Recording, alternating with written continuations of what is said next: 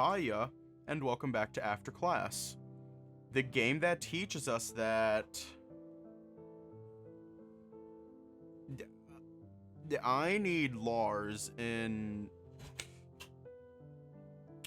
It's, how do I explain it?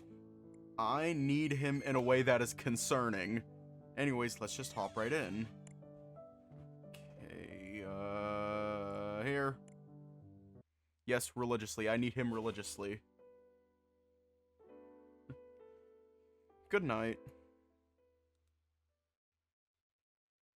Welcome back. Day 11. After class. Morning came so abruptly that you didn't even feel rested at all. There was neither a dream nor waking up in the middle of the night, and if there was, you didn't remember any of it. You remember going to sleep, closing your eyes, and then it was all black and quiet. The next moment, you found yourself waking up to the bright and chipper bird songs right outside the window. Unsure whether this was real life or a dream, you pinched your face for a quick reality check. Ow. No, hang on. Let me fix that. Man, I can't turn streamer mode on. Also, let me just...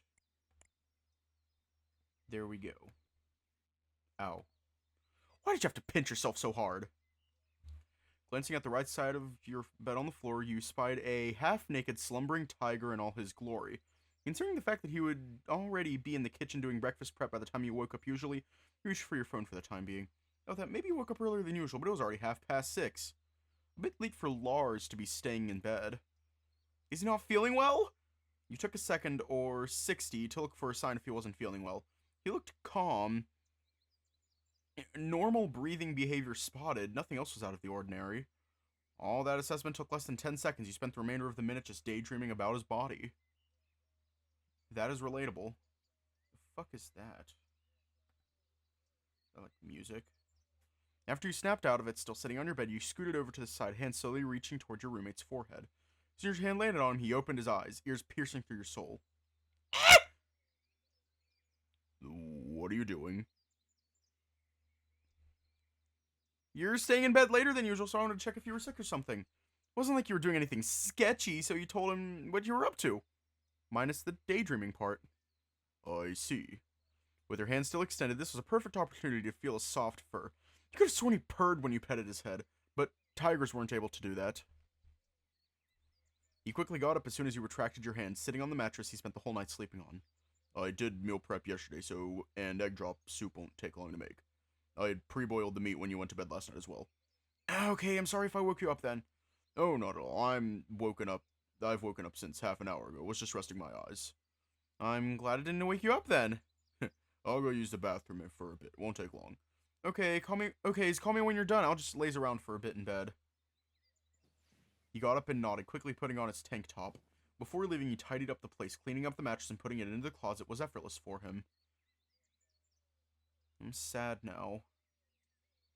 Because he's wearing a shirt. With Lars in the bathroom, you picked up your phone meanwhile, noticing a few missed calls from your mom, which you slept through.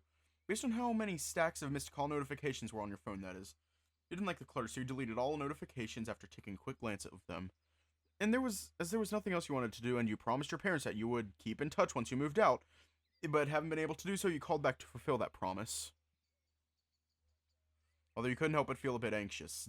Did she call because you called the other day, and she knew that you skipped class yesterday? If it was the latter, it would make matters worse if you didn't call her back. Okay, here goes. Somehow she picked up the phone immediately, as if expecting a call back from you this morning. Oh, you picked up fast. Good morning. This is Felice speaking. Who is this? Morning, Mom. It's me, Walter Graham. Good morning, dear. It's still too early. Is something wrong? Things are going well here. I'm just calling because you called last night. Yes. Sorry I couldn't pick up the phone the other day. We were at work until late last night. It's okay. Is Dad home right now? Out for work again. Okay, what about Herbert? He just left home. Said that he had to go to school early. Aw, that sucks. You have his number, don't you, dear? Give him a call sometime. I'm sure he'll appreciate it. I hope so. I guess I could ask you then. Yes, what is it, dear? So I have a friend who owns a pendant that looks just like mine. I think it's made by the same person. I was wondering if there was a goldsmith in our family. Oh, that's an interesting find. Sadly, I don't think there is any goldsmith in our family member anymore. At least not our side of the family. Oh, anymore? Does that mean there was a goldsmith in our family? Yes, both your grandfather and great-grandfather were goldsmiths. A lot of jewelries I wear were custom-made by your grandfather. Some of them are passed down from your great-grandfather as well. I see, I didn't know. They're so pretty, I thought it was all professionally made. Isn't it? I love them very much. It's a shame there was no one to pass the legacy on. Just a little bit. Why didn't Dad do so? He tried, but it didn't work out. He was never the type to do that kind of job. That's sad. But at least one of your uncles are trying to bring back the arts. Maybe their legacies live on after all. Oh, okays. Well, my question still stands though, Mom. Do you know if Grandpa or Great-Grandpa made more than one pendant? Or if he made mine at all? I can't answer that, dear. Not that I don't want to, but I don't have the knowledge. Feeling deflated from going back to square one, you went silent. As you were about to voice your pent-up disappointment, Mom said something that might have been just what you needed to hear. But I think your Uncle Bjorn might be able to look into it. I'll get in touch with him and ask if he'll be able to visit you soon. Really? Yes, I know he's a busy man, but I'm sure he'll be able to make some time for his favorite nephews. Aw, thank you so much, Mom. You didn't remember which uncle, or even the fact that you had an uncle at all. I'm glad to hear that. Walter. Oh, hold on, Mom. Okay. I'm going to start making breakfast now. Anything I need to know before I do? Nothing. Alrighty. I'm back. Do you need to leave now? Yeah, I need to get ready for school. I haven't even washed my face. Oh dear, don't let me hold you then.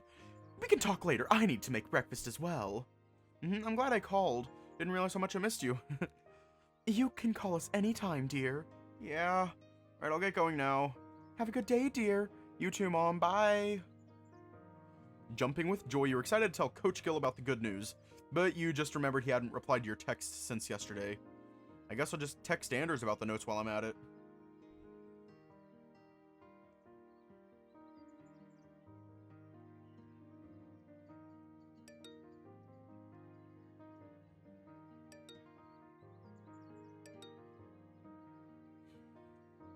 Now to hit the showers. I guess it's a good thing that Mom called me last night, or I'd have forgotten about her asking her about a goldsmith. Definitely didn't expect that Coach Gill would be onto something. Though, I hope he comes back soon so I can tell him about it. If he ever comes back. Meh, I can worry about that later. Shower first. Once you tossed your clothes into the hamper, you quickly hopped into the shower, making sure you turned the shower knob towards the right side. Many things flowed into your mind as warm water rushed over you, especially the fact that Samuel went to school to ask about Coach Gill's whereabouts. And it was even more surprising that you decided to go with him and hung out with him the whole day. You were glad that you did, though. Thanks to that, you managed to learn a few things about Coach Gill and his situation back home.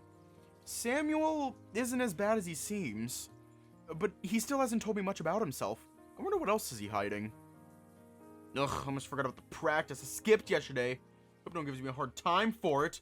Those thoughts in your mind, you continue showering while pondering about some more things.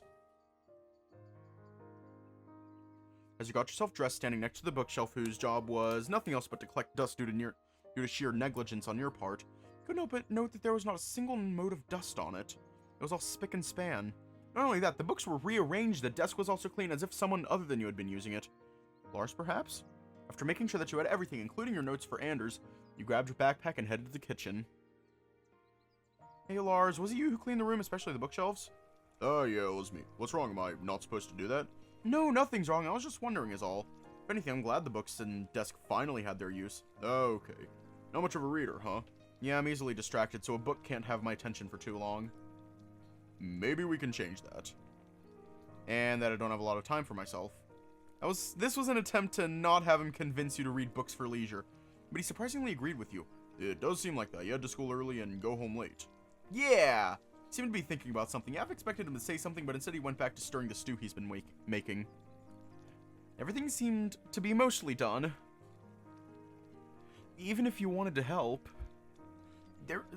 there was nothing else you could do to help. Well, do you need help with anything?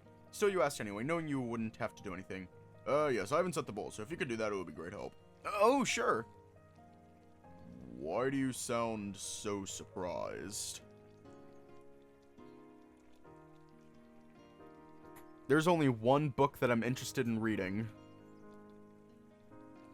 And he's on screen right now. Wait, what? Surprise! When you thought you could have it easy, life found a way to inconvenience you.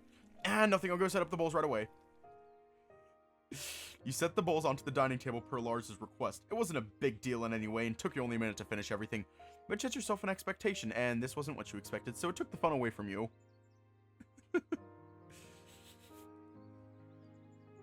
Careful, it's hot. Don't burn your tongue. Thanks, Lars. I almost dived in because it looks so good. I hope you like it. With a careful sip, you tried the broth, smacking your tongue against the roof of your mouth. Lip smacking, to get a better taste of the flavor. Good soup. He said and nodded in approval, which had a positive effect on Lars. He was positively beaming, feeling elation from the very ingenuous review of the soup. I'm glad. I'm full. I've been craving for soup for so long. The lunch boxes are on the table. Make sure you take them with you before leaving. Oh, okay. By the way, Walter, have you been able to get in touch with Gil lately? Oh, no, not really. Why? I see. I sent him a message a while ago and he still hasn't responded. Yeah, he wasn't at school yesterday either. I heard he's taking leave until Friday. Is that so? I see. Did he get sick? I wonder if Samuel found something. Maybe I should give him a call. But I don't have his number. Ugh, should have asked. It's a good thing that you weren't at the classroom attending a lecture right now, or you would have made yourself a fool. Your finger hovered at the accept button and stopped itself in its tracks as soon as you noticed something suspicious. Now you only stared intensely at the backlit screen, unsure if picking this up would be a good idea. Or are you not picking that up? Yeah, no, but you would have if this wasn't a private number. I guess it's fine. Hello? Oh, good. Hang on. Should I give Samuel a gay voice or Lucian? Oh, good. I'm gonna give him Lucian. You picked up. Samuel? Correct. What took you so long to pick up? Oh, I saw a private number, so I hesitated. Fair. I'm at the station right now. Oh, what are you doing there? Heading back to Ternae. Driving takes too long, and I haven't slept a wink. Want to tag along? I can still get you a ticket if you want. A window seat. I, will call you back later, heading to school now. Well, then, I'll call you back in 5 minutes. Okay. A friend? Yeah. I need to head to school now, Lars. Oh yeah, don't forget to take the lunch boxes. Mm-hmm. See you later, Walter. Be safe on your way to school. Mm-hmm. Now be careful. No, there will be a check that uses a random number generator here. Please roll back and make sure to save your game if you end up getting the part where it...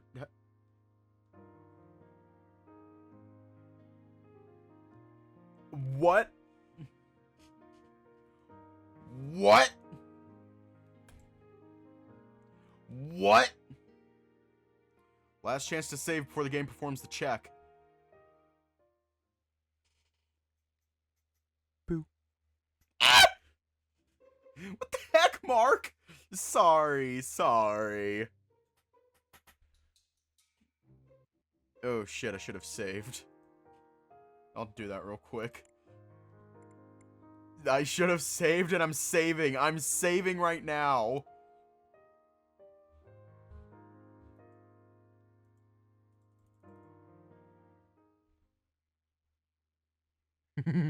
Dave. Boo. Ah! What the heck, Mark? Sorry. You seem to be distracted in a hurry. What gives? Nothing. He narrowed his eyes, growing suspicious of you fidgeting around. Yet he didn't give it another thought. Knowing Mark, he probably had it figured out. But decided to observe just for laughs. Yeah, whatever, I'm heading to school. Wanna go together? Oh, go with Mark or continue with our plan? Fuck.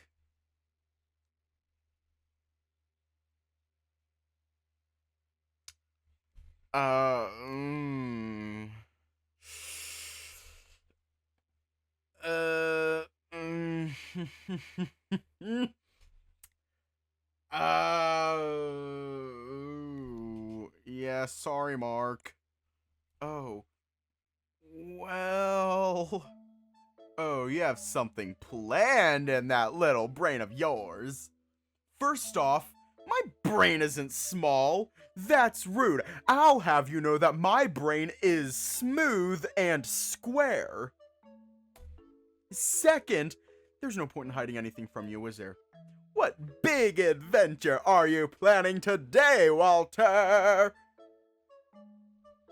I'm going to Ternae. Oh? Unexpected but understandable. Let me stop you then. I guess I'll cover your ass in case people ask me about you. Thanks, Mark. Don't expect me to do it forever, though, so stay safe. Make sure you return to Highwell safely. I will. I won't be away long. It's probably a day trip, but if something happens, I'll tell Lars I'm staying over at your place. Cool. Enjoy your trip. It's not really a trip, but I'll try my best. Mark was so intuitive that it took him nothing to figure out your plan. That served as one of many reasons you stayed in his good side. You didn't want to know what he would do if you messed with him in a bad way. Not too long after Mark left, your phone rang once again. Just like you had hoped for. Walter here. You're surprised. This time, the private number didn't belong to Samuel. At least, from what you were able to discern from the static. What? Hello? Nothing came out of the receiver after that. Not even the disturbances you heard happening between the voice. Looked at the phone again, making sure you were still on the line. Huh, we're still connected. Just before you brought the phone close to your ear once again, the call ended. Bad reception? Hello? Good, you're still there. Finally! Finally? Don't mind me, just had bad reception earlier. I see. Well, have you decided? Need to ask one thing first. Sure, what's on your mind? I didn't tell my roommate or anything else about me leaving Highwell, and I don't think I can without having them worry, or worst case be against me leaving. You can make your own decisions, aren't you an adult? Just humor me, really. Can we leave the same day? The speaker went silent. You could barely hear a mumbled unbelievable coming from the speaker. You waited for his reply. Fine. I can get you a round trip ticket. Okay, I'll be there. Take your time. He's not here, so maybe inside? There you are. Took your sweet time coming here, huh? I told you to take your time, but not actually taking that long. I got lost a bit, but I did what I could. Just made me waste my money on unusable tickets. Sorry. No, I'm done. I could maybe get them to reschedule our tickets, but I'm not going to bother with that. I'll grab us some new ones. Alrighty. I know I asked you to come and tag along, but I want you to make sure that you want to come with me. Yes, I do. I see. I'll have you acknowledge that I won't be responsible for whatever might happen while you're there. Things could easily get heated over there. Yes, I won't be a burden, promise. Good. I'll grab you another round-way ticket then. As Samuel pressed some buttons on the ticket vending machine, grab some cash out of your wallet since you felt bad for making him wait and wasted probably more than 2 tickets because of your tardiness. He noticed the motion and quickly refused it. No need. I insist. Think of it as compensation for the ticket you wasted for me. He stood there as if his brain was calculating something, but then he shrugged, took it from your hand, then nonchalantly put it into his front pocket.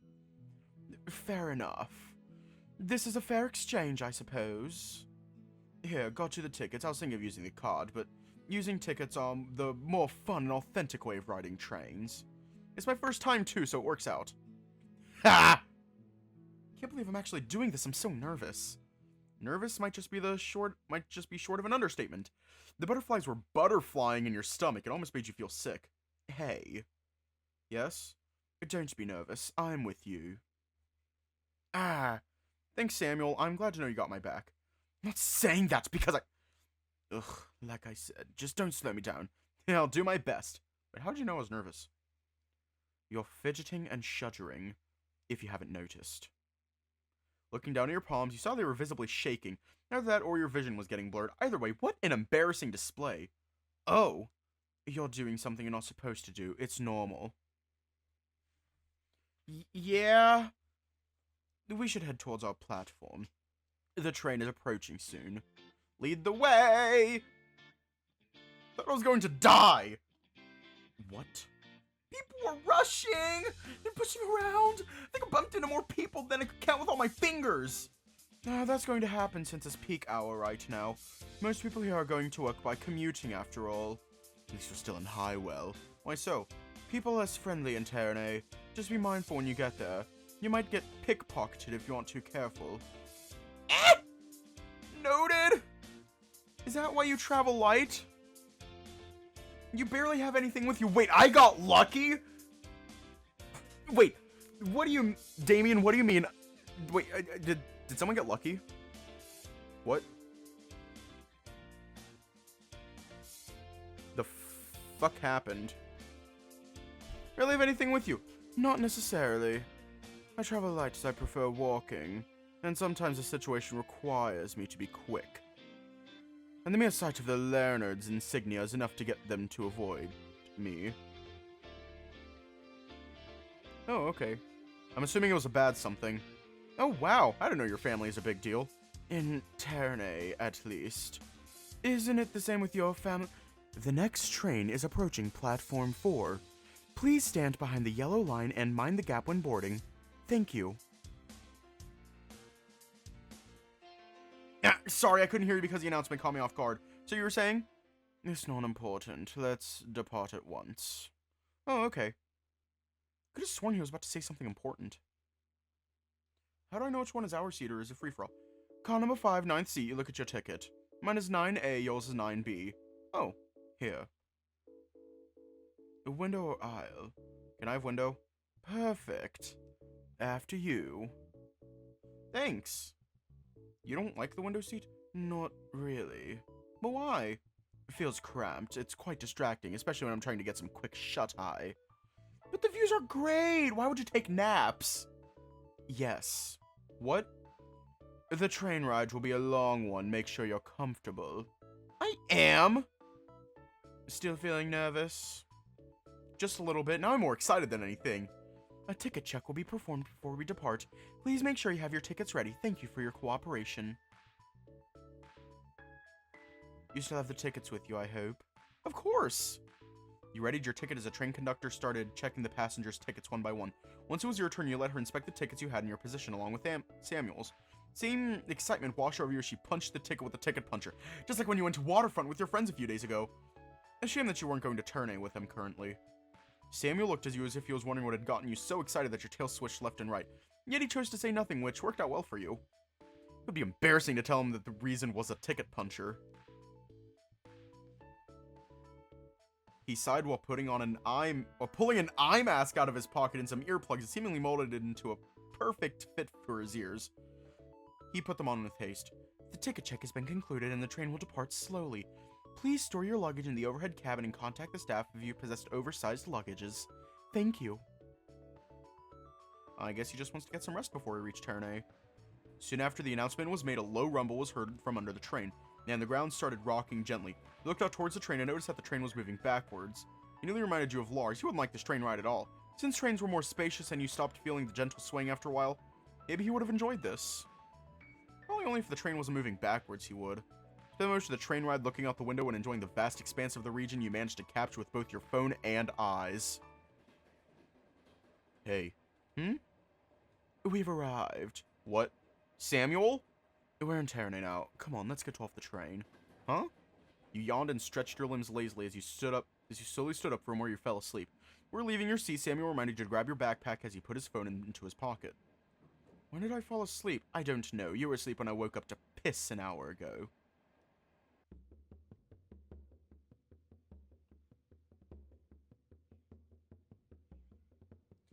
Ah! I love the breeze of this place. Samuel took a deep breath of the coastal air, while you were panting heavily for it from all the walking. It's very different from the Wellborn region, isn't it?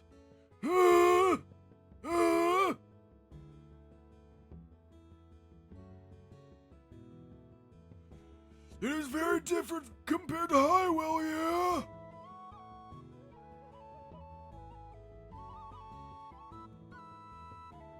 Farfetch looks a bit like this, but with less sea, I think. You're right. Farfetch has a bit of influence from Ternae due to it being closer to the Ostgarden region. Although it's more modernized over there, if I recall. Yeah! Yes!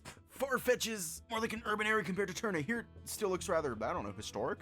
Just a different building structure is what I'm trying to say. Yes, I get you. Except for that part over there. You pointed to the isolated island with a few tall buildings that resemble the city part of Highwell. That island is man-made. It's a so-called artificial island. Huh? Man-made? You're telling me we can create an island? It's possible, yes. Seems like I don't know many things out there. Well, that's the reason you're here, aren't you? To learn. Just a different kind of learning. It's still knowledge anyway. Whether you'll regret knowing or not, I don't know. Anyway, my brother should be at our place. Once we get to the seaport, we can cross the sea and head towards that island. Seaport? We're going to that island. Yeah, that's where we live. Are you even halfway there yet? Not yet.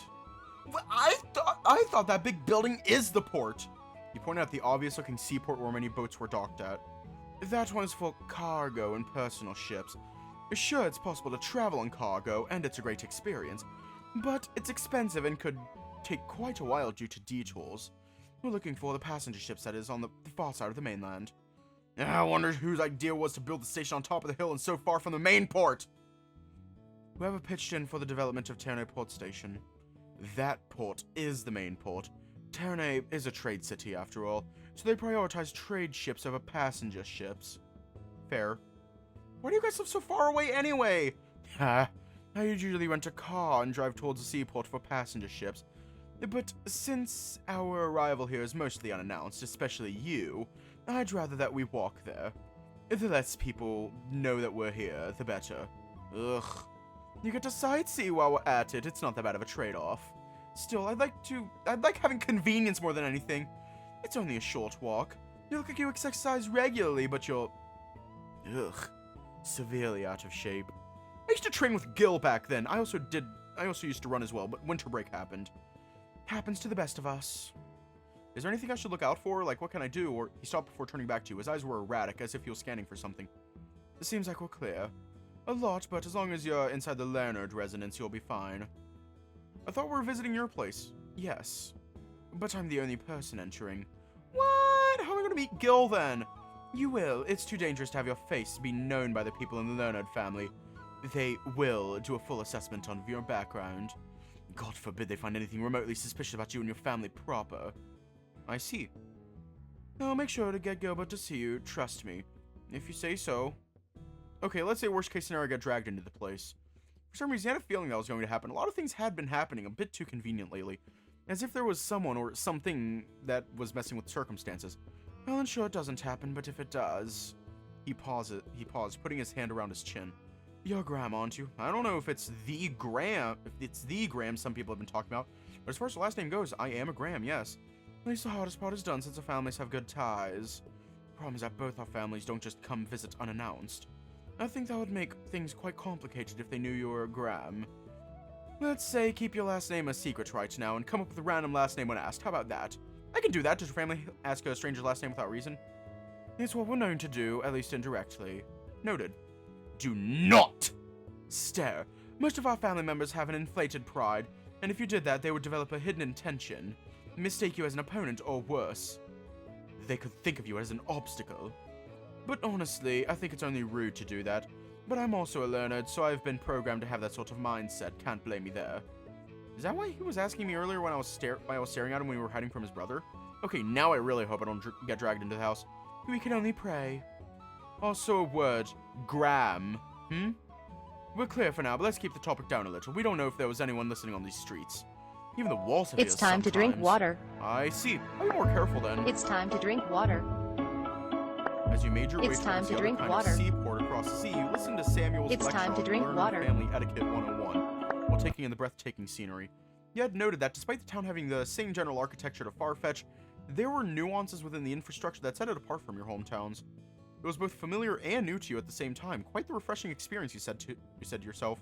You also made a mental note not to talk about anything related to Gil's family for now.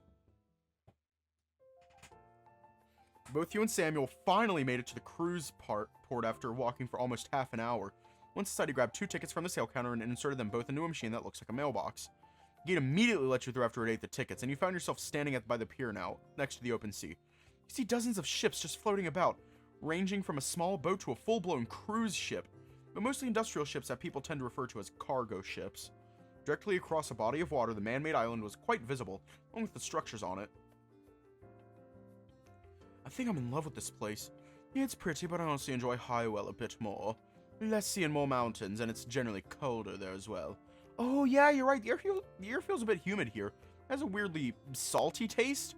Another thing to note was how warm your back felt, but maybe that was because you were ascending and descending the stairs with your backpack on. A sulfury smell, you'll get used to the view. And smell after a while. But I still enjoy this more than Highwell. Well, the grass is greener on the other side. More like the water is bluer here. Shut the Bad fuck joke, up. sorry. You're a fucking Oh, chooty. I also noticed more people Shut the with fuck up. Nobody even wants more you people here. with fins here compared to Highwell.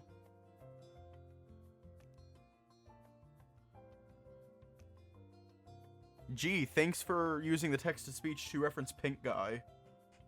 Yeah, the sea folks are native to the area, since, well, it's closer to the sea here.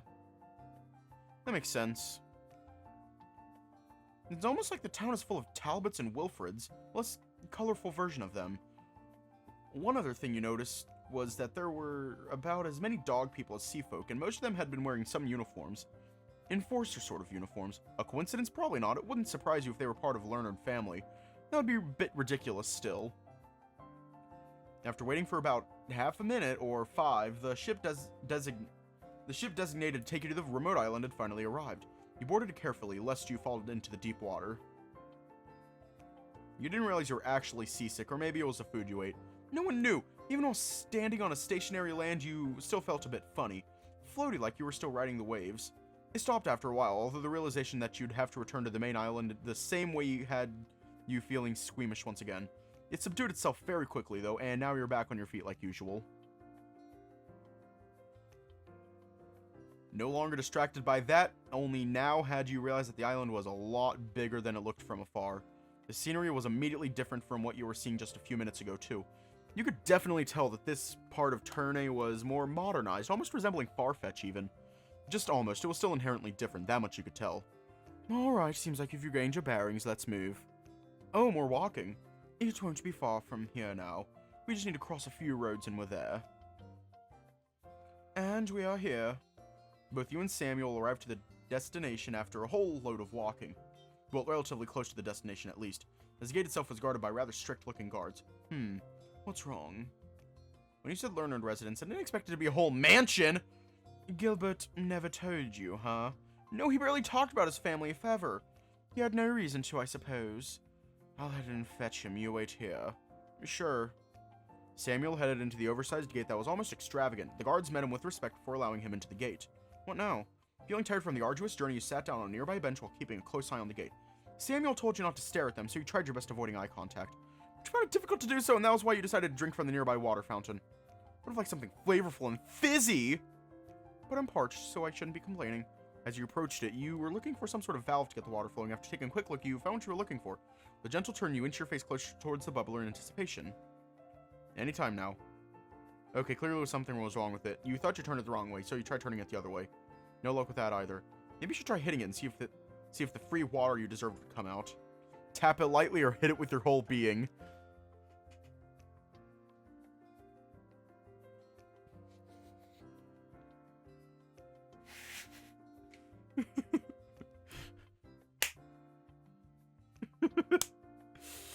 Hang on, I'm gonna do a poll.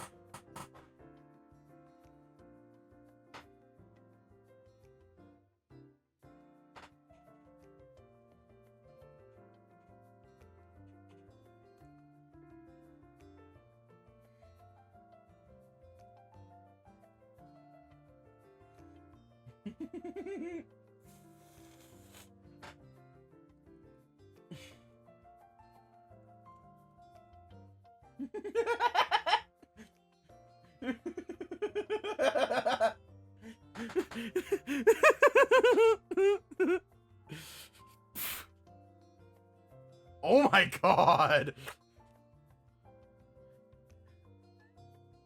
Wow.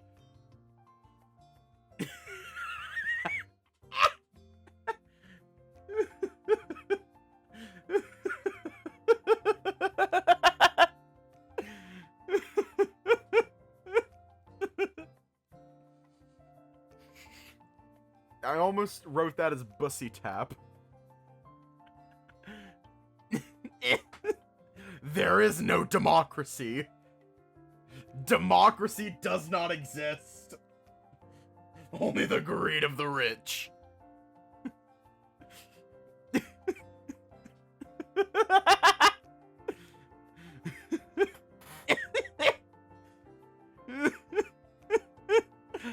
Sad tap of sadness. Unwanting to make a scene, especially with the two guards who might or might not have been onto you, tap the bubbler lightly, hoping that would make a difference. It did not. You tapped it one more time. No response. I guess I got unlucky today. Maybe you could try punching it. It might work. Want to drink anyone? You were good with your punches, were you not? Let's not. Brute force on that poor water fountain won't work. Huh? This one hasn't been working well for years. All you need to do is tap and nudge gently on the side. And just like that, the water came out of the bubbler as if it wasn't stuck a few minutes ago. Courtesy of this kind stranger. Thanked him and brought your face close for some fresh drinking water. How's the spot? Oh no, he's hot! You look familiar. Have we met before? I don't think so. You two certainly had met, but you weren't sure if he had seen you while you were hiding the other day. Well, I'm Infiltrating Learnard. Ah, nice to meet you. My name is, thanks to Samuel and him sharing the same last name, you quickly realized that he was trying to get you to say your full name. Good thing you caught it before you made a mistake, potentially a grave one. Walter, it's nice to meet you, Infiltrating. Yes, Ed! That's acceptable, I suppose. Now what brings you to the Learnard residence? Learnard residence? It's the building behind you. People don't just come here without reason unless you're lost. Well, you don't look like you're a local. You must be lost. And I certainly haven't seen you around either. Ah, yeah. Yeah, I'm new to this area. I was looking for someone true, but I was just getting some water here. And then the fountain failed on me. Honest? You're looking for someone, huh? His expression remained unchanged for the most part, but you could feel that he was assessing you. You came to the right place then. Huh? Us Learnards specialize in finding people dead or alive. Chances are we ought to know where the person you're looking for is. Come, I'll help you today since I'm feeling generous. You had no choice but to follow him inside. The guards were looking at you menacingly as you walked past them. The first thing you noticed as you set foot into the courtyard was how sizable it was. The empty space itself was enough to house another decently sized house. Or 3. While walking through the estate, you noticed many more guards being stationed all over the place as if they were guarding something, especially the double doors at the far end of the mansion. The door budged and someone walked out of the doors. As you two exchanged glances with each other, both had the same surprised look.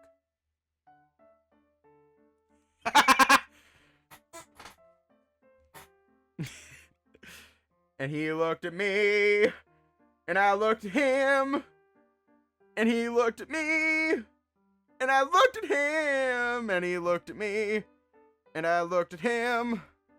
You know him? You weren't sure whether to answer honestly or just lie to him. Gilbert, about the assembly, That's the person I'm looking for. Samuel. Oh, is he now? Yes! That makes things easier, doesn't it, brother? Yes, this man here is my client. Samuel looked confused, but he tried his best to play along with you.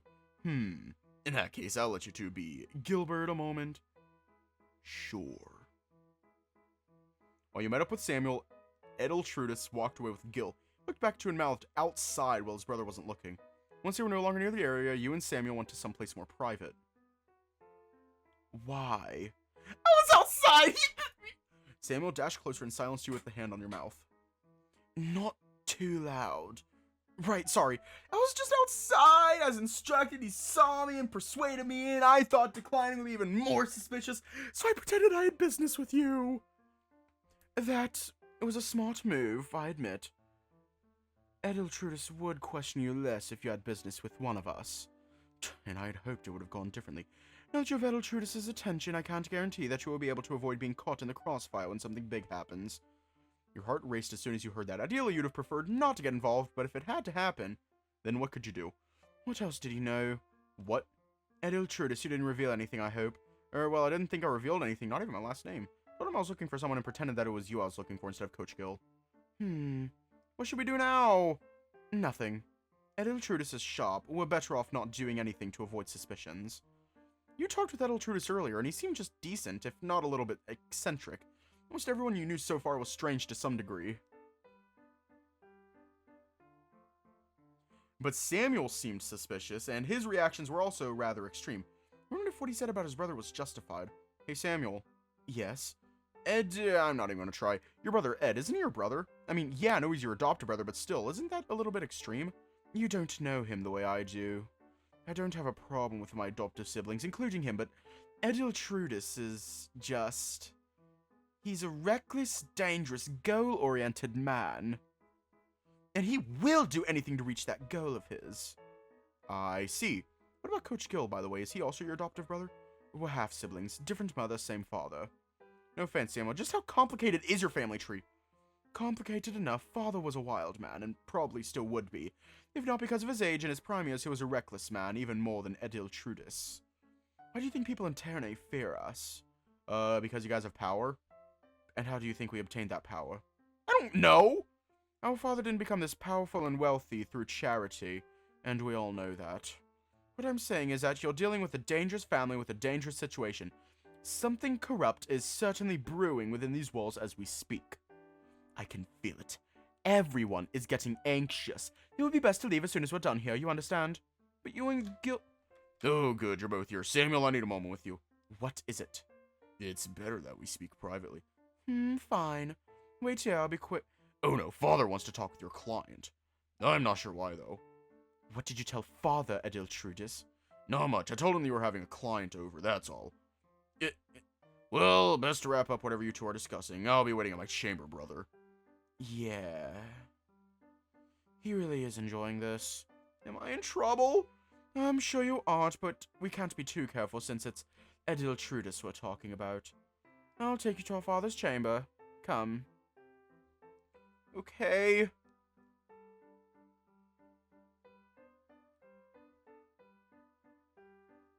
Once you were in front of said chamber and confirmed your identity as Samuel's guest to the guards, they escorted you inside.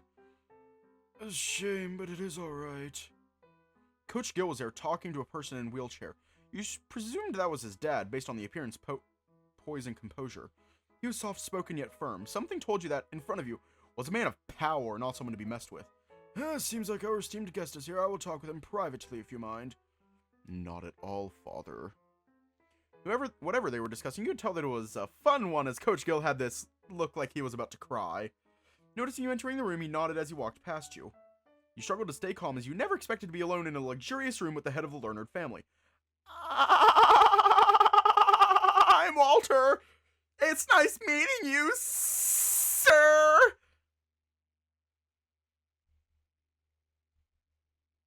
No good, I'm too tense to talk. Come closer. My eyesight is not good these days. Let me get a good look at you. Huh? As confused and scared as you were, you took a few steps closer towards him.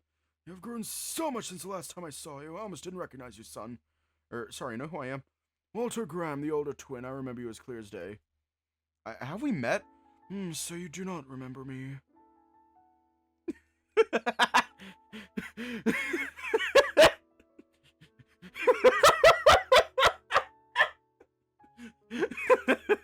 I'm having way too much fun right now. No, I don't. Sorry. Edgar, that fool, he still hasn't done anything about it. Let me introduce myself in that case. I'm Harvey Learnard, the head of the Learnard family.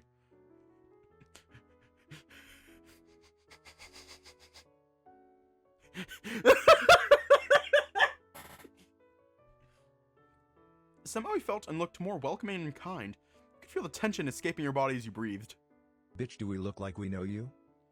I apologize that we have to meet again while I'm in this sorry state, son. It was true that he seemed a little bit under the weather, but other than that, he looked fine. Was it that Coach Gill was panicking that he misunderstood the situation, or was he being lied to by Samuel and the others? It's okay, I hope you're well regardless. I am, thank you. Now, what brings you here, son? Well, it is nice seeing you again after these years. I do not recall inviting Edgar's son into my estate. Oh no, I came here with Samuel after finding out that Coach Gill had gone back to Ternae. You found out?! Well, no, more like Samuel did. I was just tagging along. As expected of him. He looked proud. I had gotten worried since Coach Gill hadn't responded to my messages, not coming to school, and didn't say anything about our practice. So I thought something had happened to him. Is that so? Yes! At least he was able to get someone else to worry for him. You smiled, pretending that you didn't catch that at all. How is Edgar? I hope he is well. My dad doesn't live with me. I moved out to Highwell by myself. Oh, Highwell! What a surprise. Living out there all by yourself must have been tough, I reckon. Would have been difficult if I didn't have my friends. I'm lucky. Thanks to them, I had almost no problem adjusting to the new place. Not to mention I felt freer after leaving home. I suppose some things do not change. You have always been blessed with many people around you. Makes you say so. I remember the other kids flocked to you whenever you came. Even little Gilbert was not an exception. He would always ask me when we would be visiting the Graham families who could play with you lot. Ah, I see. I don't remember that, sadly. There's some dreams here and there, but I'm not sure if they were my actual memories or just some random scenarios my brain created. Do you know what happened? I do not think it is my place to tell you, my son. Should not you be asking Edgar or Felice for that? I guess so. As if you hadn't tried asking and got dismissed. I do remember the kids who used to hang out with you. You lot all had the same trinkets. No matter how much I tried to stop little Gilbert from playing with you lot, it was useless. He would either sneak out or Mary would allow him. Now I'm actually glad he did. Pendant, you thought to yourself. It was as if you hit a jackpot. You had to strike while the iron was hot. Can you tell me about the kids at least? Suppose there's no harm in telling you that. It was the Thornton twins, that poor Stone kid. My own Sunthus tiger friend, and sometimes Father Dixon's bull calf. I know the Campbells often came, although I'm not sure if their offspring ever played with you. There was another person who didn't remember them, unfortunately. No matter, not even how they looked or what their name was. But I know for a fact there was indeed another person within your small group. That's Mark, his brother, Mr. Parker, Coach Gills, Lars, and Anders. Isn't Campbell Wilfred's last name?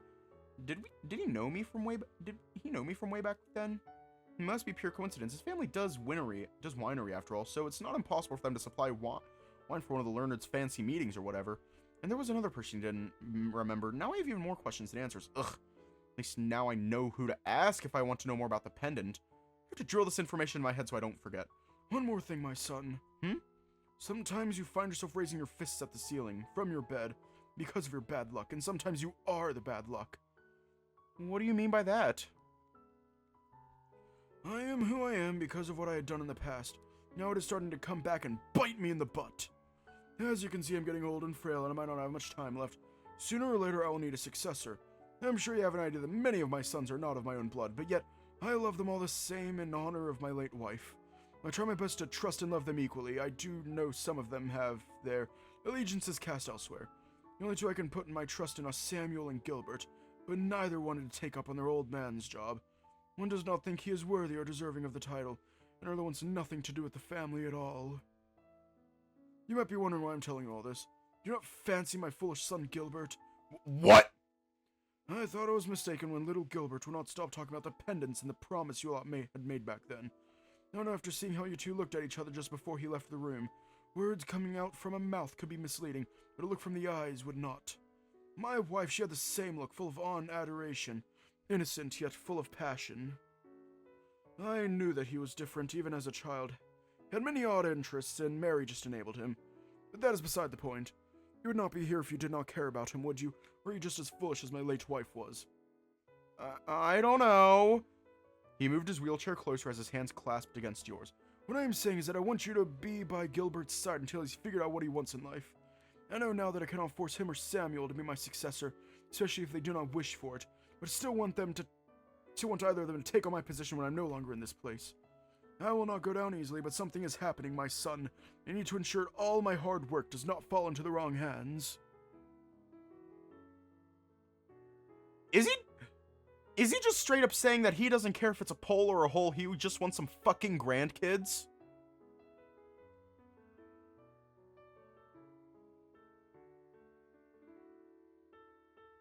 Is that pretty much what he's saying? Something? It is best that you do not know, lest you get caught in the crossfire. I feel like I'm already involved the moment you asked me to be by Coach Gill's side, especially if people will know about it. Impreg.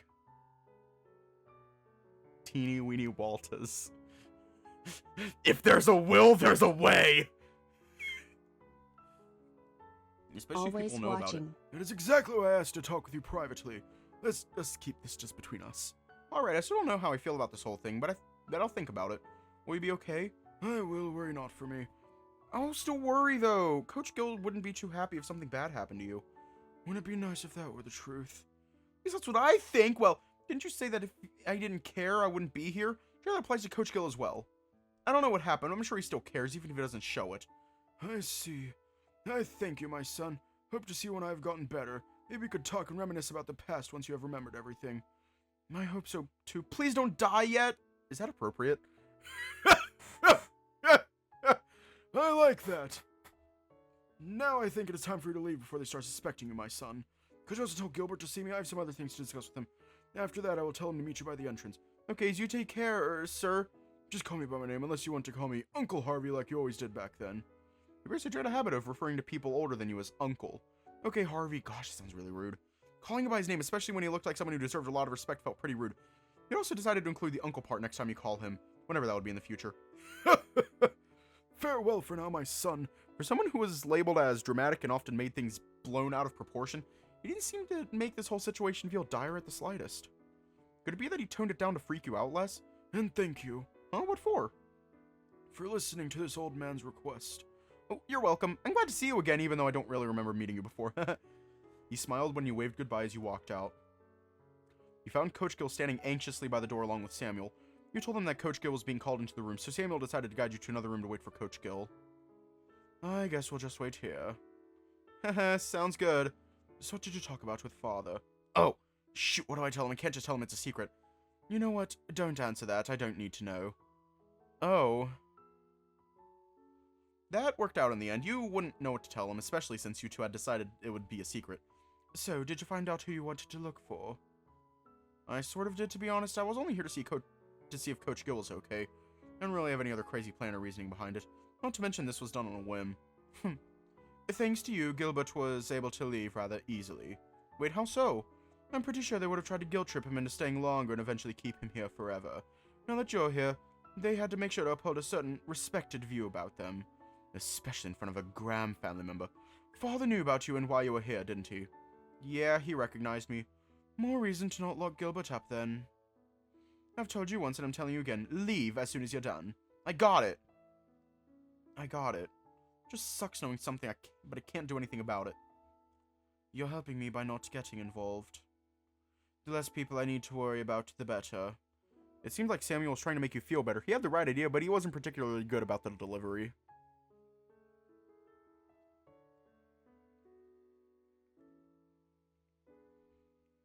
Sorry for making you two wait. It's fine. Well, since you're here, I'll excuse myself as I have something to do. Oh, okay. Thanks for looking out for Walter, Samuel. I really appreciate that. Did something good happen? Oh, nothing. I just found it amusing when he gets flustered. He was flustered? I didn't know. Yeah, he isn't good at certain emotions. Feeling appreciated is one of those. Oh, I should apologize. No, he was happy about it. I could see that he was focusing on not wagging his tail as I walked past him. Oh. Anyway. You! Uh-oh. Why? And how? Are you here? Don't you have class today? You're not supposed to be here. I got here with Samuel. Went missing for 2 days, so I was worried. Fair, but why didn't you call me back this morning? I called you. Huh? You did? Yes, but you didn't pick up. I know it was still early, but I was hoping you would call me back. What? You didn't? Did you check your phone log? Well, no, but I checked notifications. I only saw my mom's... Wait. Quickly retracted your words as you remember what happened this morning. Oh, I think I know what happened.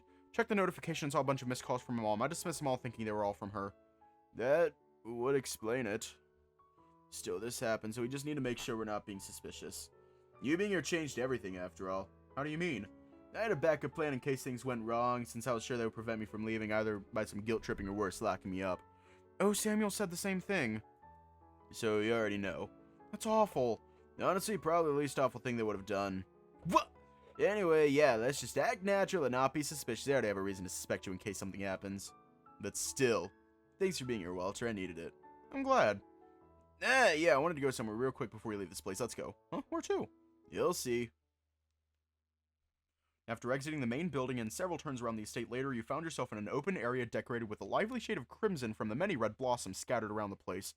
You would call this a garden, but also didn't quite feel like one, especially if it had only one type of flower. Yet it was beautiful all the same. A lone monument stood tall in the middle of an open area. Looking closely, you noticed a granite slab in front of it planted onto the ground. Once you were close enough to be able to take a good look at it, you noticed there was something inscribed onto it. Here lies... This garden weeps for the flower withered. Here lies Amaryllis Mary Fior Learnard. Fair winds and following seas, may the earth lie light upon thee. Oh. It wasn't only a granite slab, this was a headstone, and the text inscribed on it was an epitaph. This was... My late mother. Tomorrow marks the 5th anniversary of her death. Oh, my condolences. Red flowers around the monument caught your attention as you read the epitaph. You picked one up that was on the ground and put it into the headstone. Amaryllis.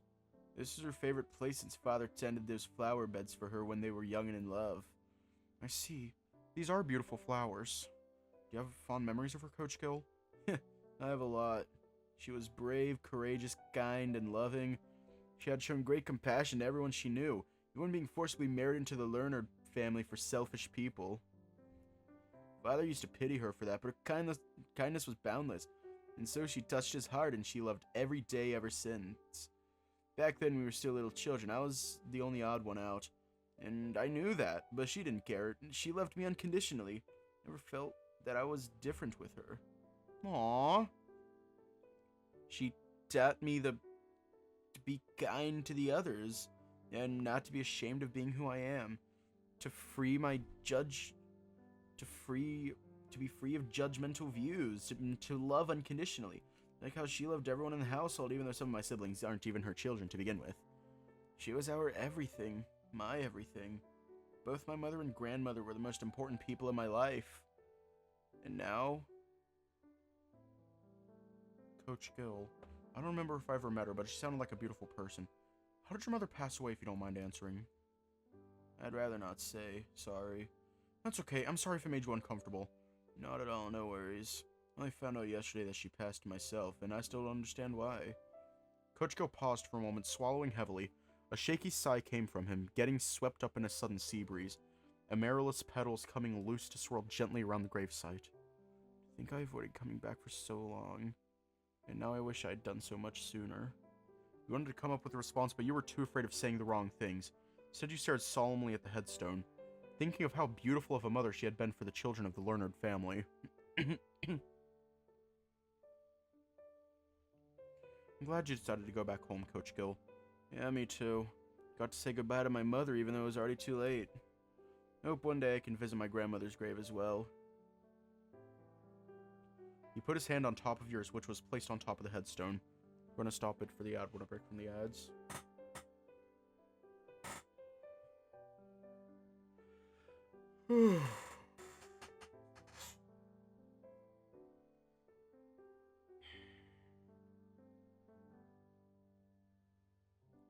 Oh.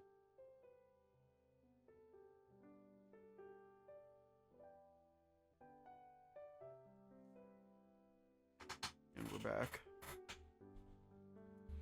Okay, woo, I think it's time we leave. You sure? Yeah, the more we stay here, the more suspicious they'll get. Okay, let me do one more thing. He walked closer to the headstone, kneeled down, and placed 2 flowers onto it. He closed his eyes, one hand on his chest. I miss you, mother, grandmother. I hope you two are happy and free of pain now, wherever you are. I'll come home one day happier and prouder, so please watch over me, Walter, and everyone here too.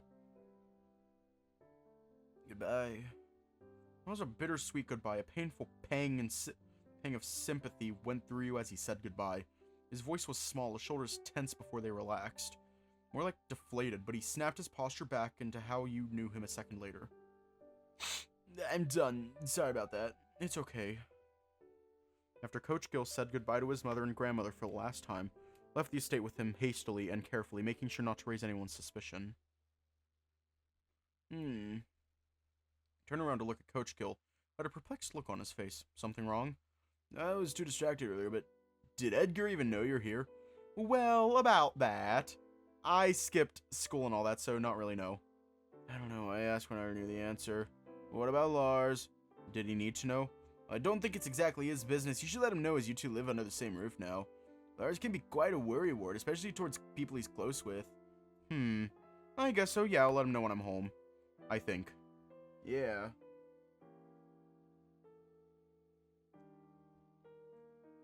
He leaned his back against a wall nearby, letting out a small sigh as he adjusted his outerwear. Feels better now that I'm out of there. He extended both his arms above his head as you heard the joints pop the further he stretched his arms out. It was a great place, but I understand now why you felt like leaving. The whole time I was there, it almost felt like I was being watched. I wasn't able to act freely. Yeah, that's why I didn't like it there. It's my home, but it doesn't feel like it. Something you could relate to. How home for you almost felt like a prison. Especially when your parents were monitoring your every move in a sense. Well, have you gotten a ticket home? Yes, Samuel brought me a round-way ticket. I think I'll be leaving at 5 or something. Didn't even realize he was wearing a watch around his wrist until he checked the time with it. Then pulled up his phone, his thumb gliding against the backlit screen as he mumbled something. We have about 4 hours before it leaves, and there's no way we can make it back for your second period if we get you a new ticket now.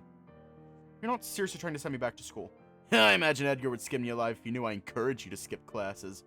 I don't think he'd do that. Well, he would probably overreact and ground me, but I'm an adult now, and you can't do that anymore. Yeah, alright, Mr. Adult Guy. You have anything you wanted to do here? What to do? This is basically a day trip, isn't it? So why don't we kick back and have a tour around the area? I could be your tour guide.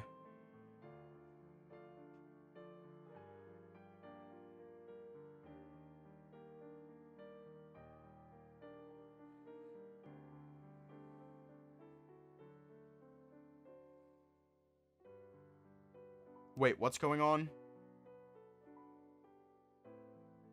Although I haven't updated the guide for almost a decade, so it might be a little bit outdated. Oh, you mean like you haven't been home for years? That's what I said. Are we getting the bad ending?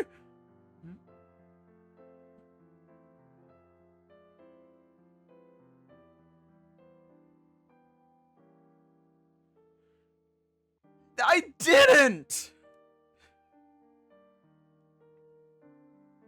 Fuck! Fuck! Damn it!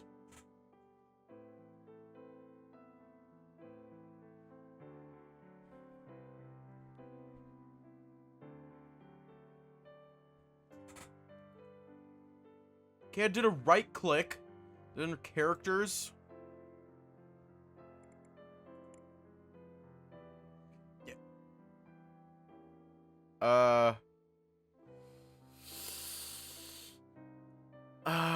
That's kind of low. Fuck.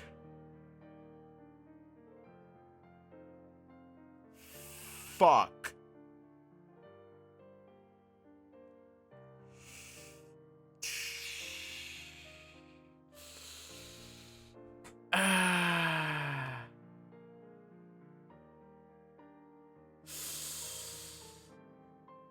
Yeah.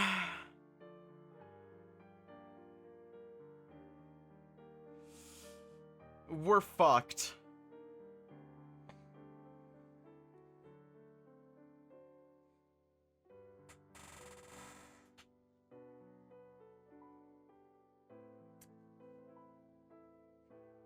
Please do. Please do. I'll just fix all this off screen. I'll just fix everything off screen. Fuck. Go to Walter. There he is. Anders said. Andrew, nothing. Lars. Yeah. Mark. Mr. Parker. Oh, goddamn.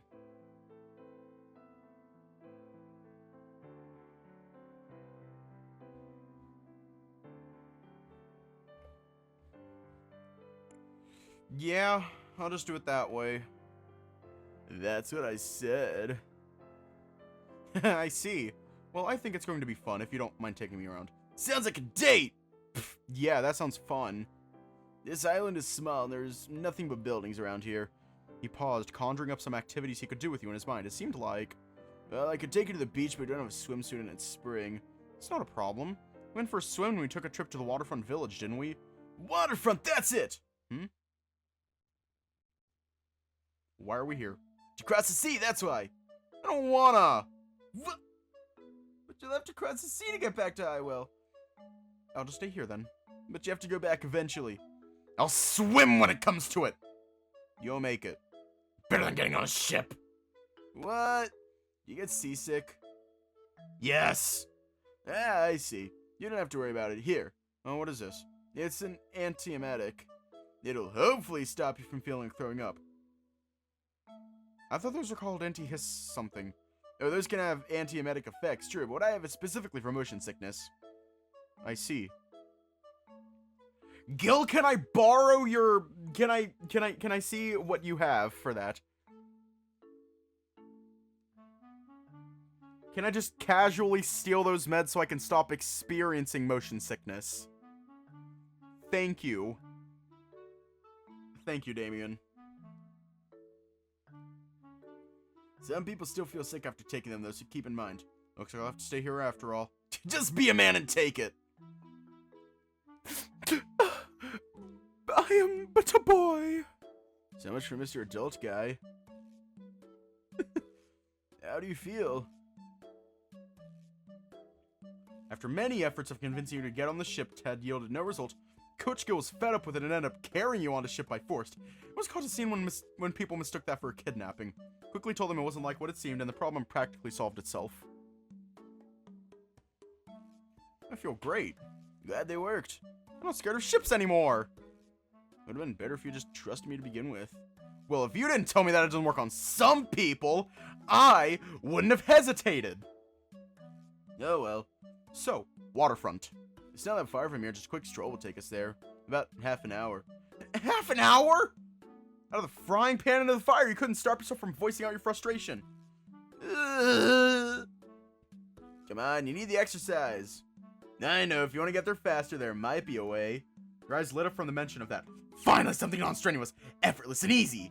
What is jogging get there within 15 minutes? That's even worse. You need to build the stamina, come on. My current outfit isn't suited for such activities. True, you might get sweaty as well.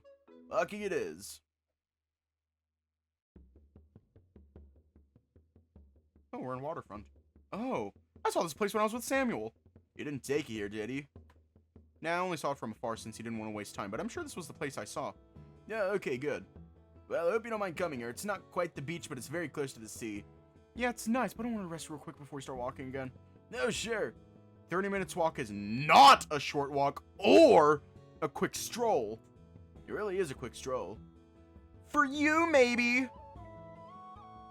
You rested your upper body against the guardrail as you complained, taking in the nice scenery as well as resting your legs. Can't get tired of this view. It's really nice, isn't it? Yeah, I think Highwell is really nice with the nature and stuff, but I wouldn't mind living here either. Like Forest and Mountain Ranges, Highwell is a place you want to go, but if you're under the sea, nothing beats Ternae. You also have the best seafood, fresh caught fish all day. Oh, I would like to try it someday. You can now. Nah, Lars made me a boxed lunch. I don't want it to go to waste. Fair enough. What else do you like about your hometown, Coach Gill? Nothing else, I suppose. I was born here, but I didn't stay here long or often enough to have anything memorable related to it. Where'd you left home when you were young? What were you doing before? I went to school in Farfetch High. Wait. Farfetch High, the one I attended? Yeah, also the same place I taught at during your last year. Huh. I thought I told you. You didn't? This is new to me. Wait, really? Yeah? That's my bad. It's been so long, but the only thing I remember you telling me is that you graduated early. I did, yeah. I graduated about a year early. I went to Farfetch High with Lars and Parker as well. Whoa, I didn't know they were there too. I guess you guys really go way back. Yeah. Parker wasn't too excited about the idea of me graduating early, though. He wasn't? Why? I don't think I have the full picture, but I know it's not my place to say. I see. I won't pry in that case. As you look towards the horizon while digesting what Coach Gill told you, something finally clicked. You thought you were starting to see the full picture. Both Lars and Mr. Parker are tight-lipped, but Lars lives with me. Maybe you can tell me something after we spend enough time together. Might be able to find out what happened if I keep hanging out with them. Although that feels unfair, almost like I befriend them only to get information out of them. What are you thinking about? Put bread in front of Walter and he will start running. Huh? You're doing the thing. What thing? The thing. You stare blankly into distance when you're thinking hard or when you're daydreaming. Hey, I went there before. They didn't have any far-fetched there, not even Galarian ones. Just thinking about the past is all. Do you still remember the time I tutored your back in Farfetch? Not too much, but I remember some parts, yeah. Probably the reason why I wasn't too excited when I saw you get in Highwell. Ouch. He said that jokingly. Well, it's not like I disliked seeing you again. I'm glad to hear that then. Is this something you're regretting, though? What? No, I don't regret a single thing. Me too. Right, I think it's time for lunch soon. We should eat the food Lars made then. You read my mind. He watched as you took the lunchboxes out of your backpacks. You didn't realize that they contributed to half the weight you'd been literally carrying on your shoulders. Those are bulky. For some reason, yeah. I think I've seen these before. They keep your food warm as long as it can. More than your usual lunchboxes. Really? You examine the lunchboxes, you handed it to him. That explains why my back feels warmer than usual as well. Yeah, I remember Edgar bringing his lunch with the exact same lunchbox back then. I see, I see. Upon opening the lid, you noticed it came with a few compartments where a nice aroma wafted out. The smell reminded you of something your mom used to make at home. Meatballs, vegetables, rice, soup. This is a perfectly balanced meal. Lars seems to be really passionate about cooking. Yeah, probably it's because he's cooking for you as well. It might be something that makes him really happy. What do you mean? You went to when he was in big trouble and you took him in without hesitating, didn't you? Yeah, I did. Can't believe it's been a week since that. I was a little bit worried my parents and Uncle Ross wouldn't approve, but I'm glad they had no problem with it. You probably saved his life, so to speak. I, too, would be happy to do anything for someone who'd saved my life. I see. I never thought about it that way. I was just happy having a housemate, to be honest. Understandable. But yeah, knowing Lars is probably what happened. It's also a fact that he loves cooking. I'll keep that in mind. Thanks, Coach Gill. You okay eating here? We can find someplace more suitable for lunch. No, it's perfect. If you want to move, then I don't mind. I have no problem with it. I often eat while standing up anyway. He said so as he leaned against the wall across from me, placing the lid under the lunchbox so that it would be easier to hold while he took a bite of the food. You started to do the same as well, enjoying the lunch Lars made for you.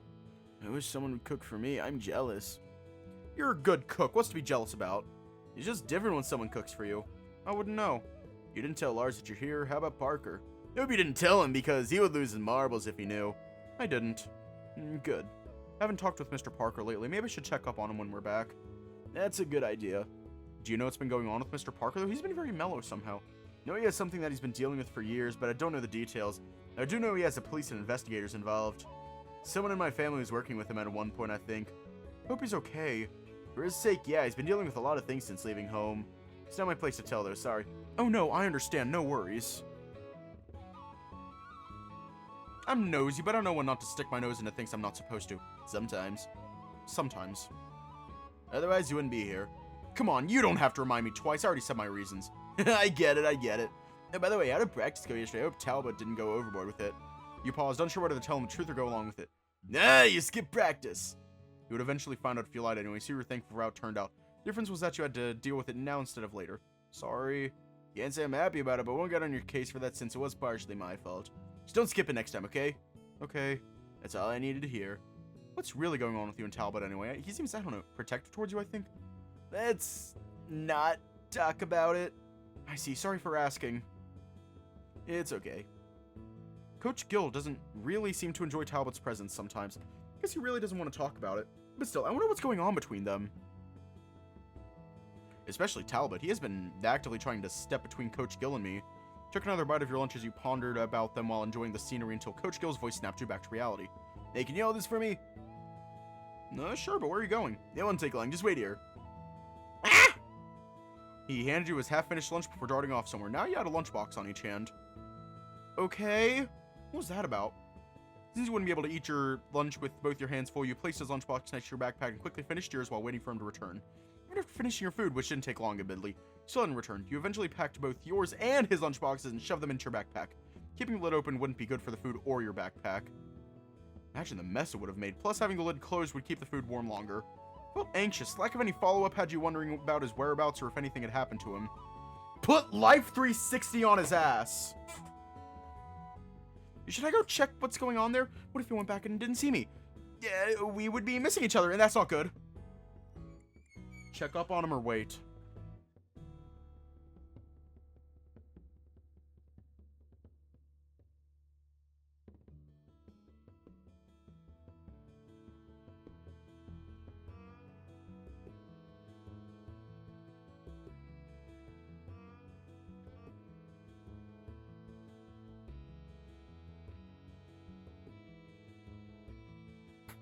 Wait, do we want to see Walter locked in?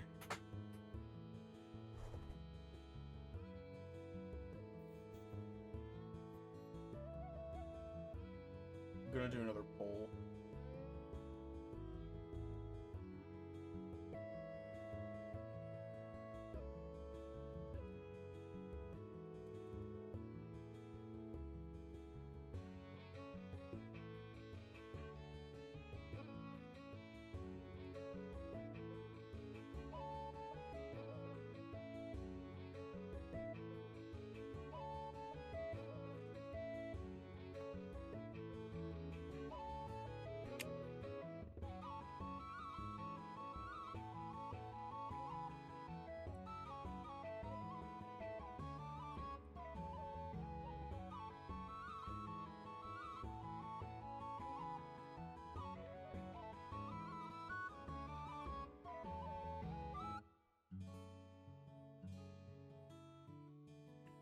Also, to anyone who knows, how far are we in the update?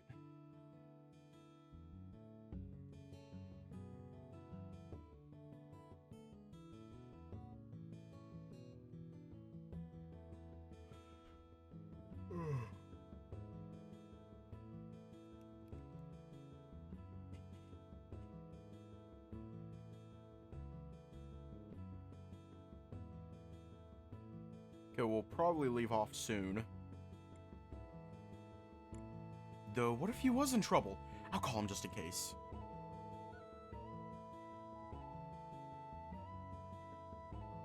Dialing his number yielded no results. The call went straight to voicemail.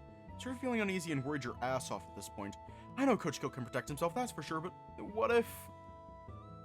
I shouldn't hesitate. You carried your backpack and headed towards the same direction you went off to. Did I take a wrong turn somewhere?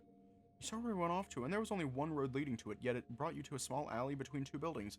It was dark, dirty, and almost eerie. My, mouse wheel is just fucked. But I followed his path correctly, I'm sure of it. In the movies, this sort of place would be a place where the main character got attacked by the opposing sides or something. Even in real life, the chance of it happening was still not zero. In fact, this would be as dangerous as depicted in media, if not even more. I think I should go back. Turn around to leave the sketchy alley. Some quiet whispers could be heard. When you focused on the voices, it almost sounded like a heated argument between a few people. Maybe it wouldn't hurt to have a quick peek. Yeah, we trapped one stray dog who wanted to be a hero. That was an easy catch. All men are the same. That they are. Bro, wait, this dude is one of them. Are those people thugs? Who is that in front of them? I can't really see well from here. Ooh, we had a jackpot first try, too. He can't fight. He won't fight back, right? It's 3 against 1. He'll have no chance of fighting back. Just give it up, copper. You've got nowhere to go. Okay, I don't want to get involved. Let's leave quietly and tell the authorities. Leaving was the most logical thing any sane person would do, so you decided to do that. As you prepared to leave, the voice coming from there shocked you into looking back carefully. How many times do I have to tell you that I'm not even a cop? Peeked further and focused your sight on the person they had cornered. It was Coach Gill. Coach Gill freaking Learnard. Wait, he's in trouble? What should I do? Maybe there's something I can use to fend those people away from him. For a desolate alley, the place was almost surprisingly wiped out. There was only trash around you, nothing that could be used as a distraction or a weapon. While you were busy scanning for anything at all to help him with, you failed to sense that someone had been watching just directly behind you. When you finally noticed your presence, it was already too late. Boss, you got another one here. Before you knew it, you'd been grabbed and dragged towards the alley. Once they had you where they wanted, this burly man released you almost forcefully. Now you were cornered along with Coach Gill as these thugs had blocked the way which you had come from and the only exit in this alley. And to make things worse, one of them had a weapon in their hand. One of them was pointing a knife towards you, a sharp one to boot. Not a Learnard, but still a good catch. Being barehanded in a knife fight would be disastrous. You decided to not fight back. The thugs seemed to enjoy their big catch today. Realization set in. You were fucked. Were you here? You were Shut it! Your skin broke a sweat as the rush of blood pumping all over your body made you significantly warmer. At this point, the adrenaline had taken over as a response to the stressful situation you had gotten yourself into. You're looking for a Learnard, aren't you? Well, I am a Learnard, so you already have what you want. Don't drag a civilian into this. Seemed like Coach Gill was trying to get yourself out of the situation. This little puppy here went into our territory and has to pay for trespassing. Pay! This isn't your territory. Just let him go. Nice try, copper bastard. We're not some noble thieves you see in stories. I'm not a cop. Power thugs. You steal from everyone, dude. Including this pretty boy over here. We can't let him go, especially after seeing our faces. Pointed a spiked club towards your face. You gulped and tried your best to stay calm. Coach Gill stepped in front of you and attempted to negotiate with them further, but they kept yapping almost too eagerly. While Coach Gill inadvertently bought you some time, you pulled all your attention towards your observation skills, looking for a way to escape. The man in the middle seems like their leader, and he has a spiked club in his hand. His right leg is injured. The one next to him seems to be coward, despite his strong physique is their lackey. Talks a lot annoyingly, too. Doesn't seem like there's a weapon on him, but that indent in his pocket might be a foldable knife. It'll take a bit for him to reach it. The lady seen on the dumpster looks like their decoy and serves as a trap by acting like a damsel in distress. Her muscles show signs that she knows how to fight, although that dress will restrict her movements. Then darted your eye toward the burly guy who was leaning against a wall. Your eyes met, but he then looked away and continued smoking. He also has a knife and is really strong, but he's bandaged all over his limbs. That can be used against him. This is not Walter. This is Walter. This is not Walter. This is Walter. Another thing you noticed was that they were all felines. If there was anything you could learn about them after having living with Lars for a week, it'd be the fact that they had naturally fast reflexes. After observing them, you tugged on Coach Gill's pants and whispered to him your observation while the lackey distracted the leader by yapping about their hardships and whatnot. They could probably grab his club if you managed to get him on his knees. I see. Stop talking! With one powerful downward swing, he slammed the club onto the ground in front of you, causing many small bits of clutter to fly about from the impact. It was a force to be reckoned with, as you noticed that it left a small permanent dent onto the concrete floor. Well, this was something you would be in awe of. This wasn't the time for it. You saw an opportunity where you could quickly dash forward, and dash forward you did, causing the cowardly lackey to attempt warning leader. Boss! That actually worked in your favor. As he looked back, he left his defense open for a brief moment. You used that window to your advantage with a swift kick right on his shin, especially exactly where he was injured. The man dropped onto the ground as he writhed and groaned in pain, letting go of the spiked club in the process. You little fucker, you're gonna regret that. No, you don't. Before he had a chance to recover and grab his weapon, Coach Gill had gained the upper hand by taking it off the ground. The cowardly lackey cowered in fear as Coach Gill pointed the spiked club at him while you two made your way closer towards the exit. It was thanks to the fight-or-flight response that you two managed to do all that. Everything felt like it happened in slow motion while it was only within the span of 5 seconds. Well, you managed to tip the scale in your favor, but what? Now what? There were still thugs to deal with, and the leader had already regained his bearings. Not to mention, you two were surrounded now. I really don't want to use it, but it seems I have to. Coach Gill quickly reached into his pocket and pulled out something that resembled a whistle. I thought he would be pulling out a gun, but how would a whistle help you? Cover your ears. What? He blew into the opening as hard as he could. Suddenly, a sharp, high-pitched sound somewhere between a shriek and a howl pierced your ears. You covered your ears in response as it was literally making your ears ring. When he finally stopped blowing the whistle, you looked around and noticed that the thugs had closed in once again. Both his lackeys had their knives pointed at you. That thing only hissed, boss. Whatever you just did, it won't help you. Give me back my club, and I'll consider not hurting you much. You wish. Stay behind me, Walter. Coach Gill swung the club with abandon in an attempt to fend those thugs away, and to create some distance between you and them at least. But even he had limited stamina, and it started to show gradually. He panted as his breath became more erratic, his head and hair soaked wet from his own sweat. He trembled as he protected you from their reach. He wouldn't last longer, and once he was down, you would be next.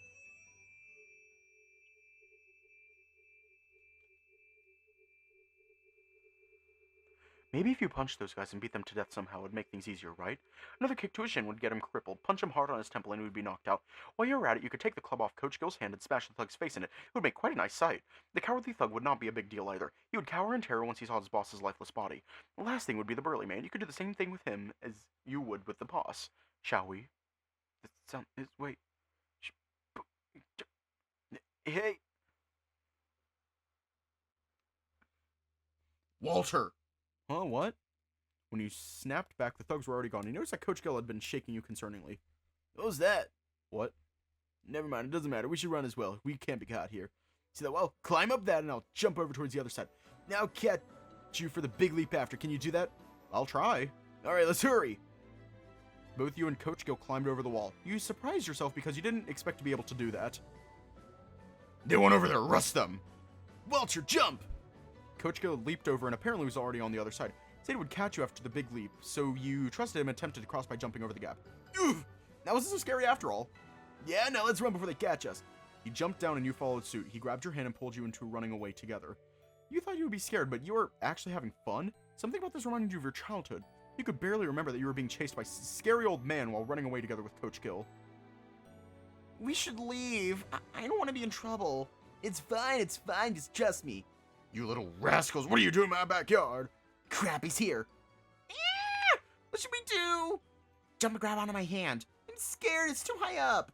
Trust me, I'll keep you safe. Okay. Ugh. That was so scary after all. Yeah, now let's run before he catches us. Stop running, you fruit-stealing mangy mutts! You can't catch us, L. This is so much fun. Yeah, right? You two ran and ran until the police officers lost sight of you two. Once you were in the clear, you two stopped for a quick drink and went back to where you came from. We're gonna leave off here tonight. We're gonna finish the update tomorrow.